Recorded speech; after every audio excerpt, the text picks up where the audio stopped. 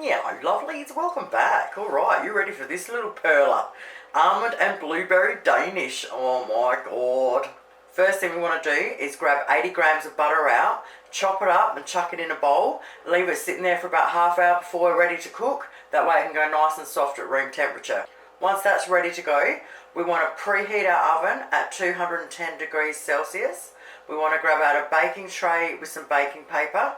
We want to pull 2 sheets of frozen puff pastry out to start thawing. We're going to need 100 grams of almond meal or ground almonds. We need a lemon that we can squeeze 3 teaspoons of out. We need 1 egg. We need 150 grams of blueberries, which is just a little over a cup. We need 1/3 of a cup of castor sugar, 1/3 of a cup of icing sugar, and that's it, folks. Once our butter is nice and soft, we want to add 1/3 of a cup of castor sugar. We want to grab our electric beater out and we want to beat it up until it's all mixed in together properly. Once we've done that, now we want to throw our egg in there and we want to beat it up with the electric beater until it's all mixed in. Alrighty, once we finish making a mess, scrape down the sides. Now we need to add our 100 grams of almond meal or our ground almonds. And then we want to mix it in really well. Now that we've mixed that in, hopefully our puff pastry is thawed out. So now we want to grab our baking paper off of our tray and put it on the bench. Alright, once we've got our baking paper on the bench, we want to grab our first bit of puff. Now I call the top one the dry side. So what we're going to do is peel the plastic off and we're going to put it dry side, which is the top side, down. Now, I need 100 hands. Alright, so what I want to do is put this edge in the middle of our baking paper, which is the size for our baking tray. Alright, let's straighten it up. Now we grab the next piece and the same thing, the top side down. And this time we want to overlap it about 2 centimeters onto the other one. Roughly. Okay, I hope you can see that. So I've just overlapped at the 2 centimeters and just push it down gently. Now we want to put our almond paste on, so put it in the middle. Alright, so what I've done is, just so I can explain it kind of to you, is that is roughly 6 centimeters on either end there. Okay, we want the paste to go up to the 6 centimeters. Then in here, it's 7 centimeters either side, and we've got this skinny bit here. So see how my fingers are like that? So we want to paste it down there and we want to stop it at the roughly 6 centimeters.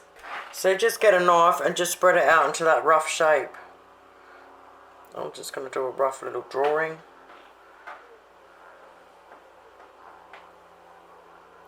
Give myself a rough border, the same the whole way around, and just push it into that little border.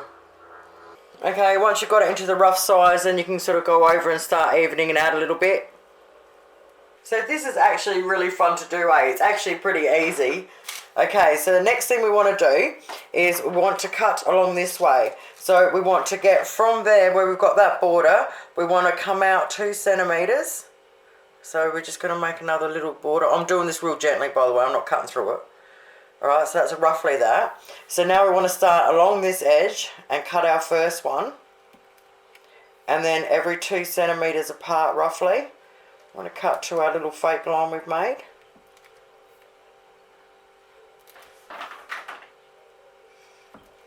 Then we turn it around and we do the same thing on the other side.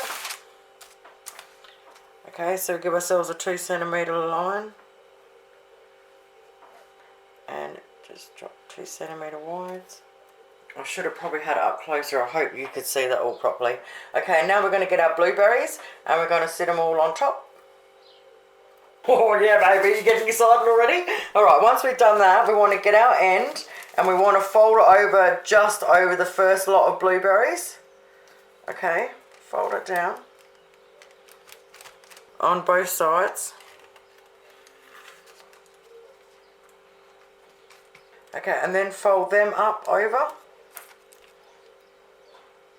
on both ends.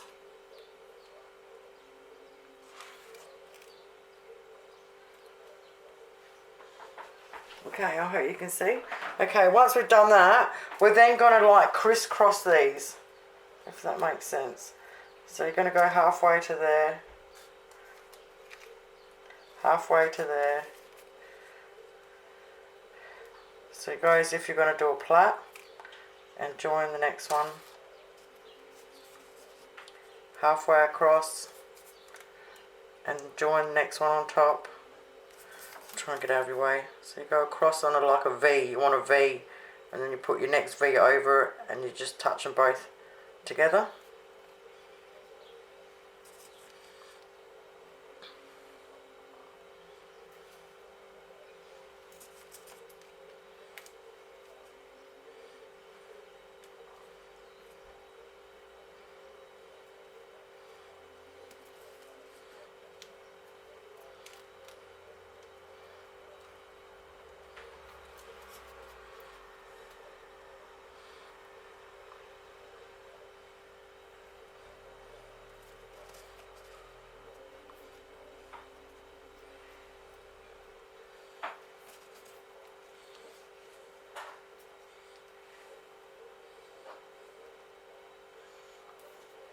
And just keep going